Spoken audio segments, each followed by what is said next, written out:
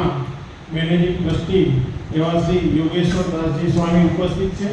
તેમની સાથે મેનેજમેન્ટમાં કભી નવો વિનય કામ કરતા વિદ્યાન દર્શન સ્વામી પણ આપણે વચ્ચે ઉપસ્થિત છે. એમને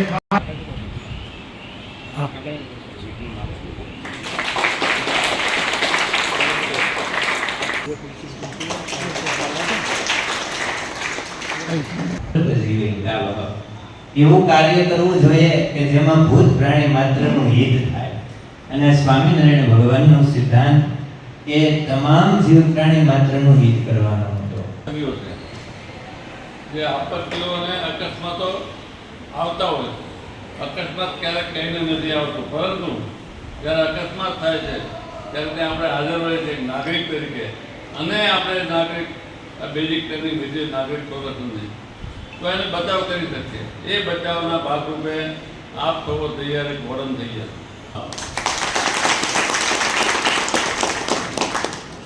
સામાન્ય રીતે નાગરિકનું સંરક્ષણ કરી શકે એવા પ્રયોગ સાથે શિક્ષણ આપવાનું અને પ્રેક્ટિસ આપવાનું કામ સિવિલ ડિફેન્સના વોર્ડનનું કરતા હોઈએ છીએ. અમારા નાગપુર ટ્રેન ટ્યુટર એટલે કે ટેકનિકલ માણસો જે આજે સિવિલ ડિફેન્સમાં નાગરિકોને શિક્ષણ આપે છે, જેના થકી 5 દિવસના કાર્યક્રમમાં તે સંપૂર્ણપણે પોતાની જાતને, સમાજને અને દેશભક્તિના કામ માટે બચાવના કામ કરી શકે છે.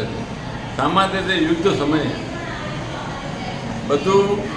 સમયે લશ્કર બોર્ડર પર હોય છે, ત્યારે સમાજની અંદર કોણ, તો સમાજનું રક્ષણ કરવું, સમાજનો ખોટી અફવાઓ ના ફેલાય, સમાજને આતંકવાદી રક્ષણ કરવું, આ બધાનું કામ કરવા માટે સિવિલ ડિફેન્સનો વોર્ડન કામ કરતો હોય છે.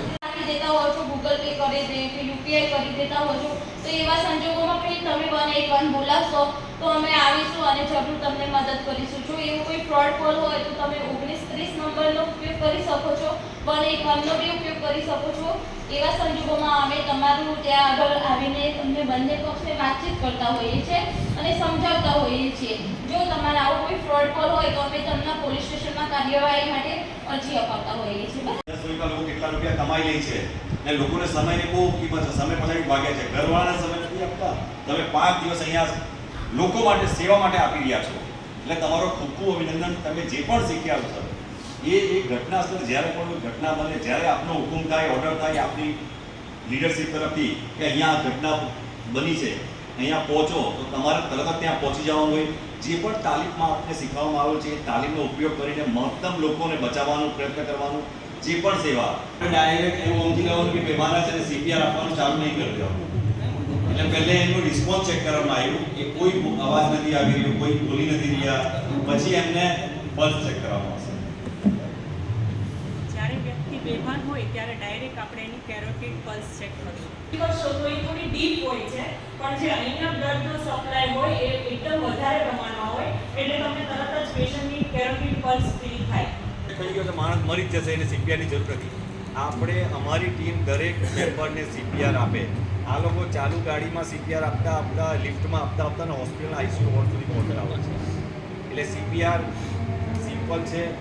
જે ફર્સ્ટ એડની સાહેબે વાત કરી, તમારો મહત્વનો રોલ એ છે કે ડૂઝ એન્ડ ડોન્ટ. જેટલી વસ્તુ નથી કરવાનું, મેડિકલ ફિલ્ડ આપણને નોલેજ નથી, વસ્તુ નહીં કરવું, જેટલી વસ્તુ શીખ્યા છે એનું પાલન કરવું.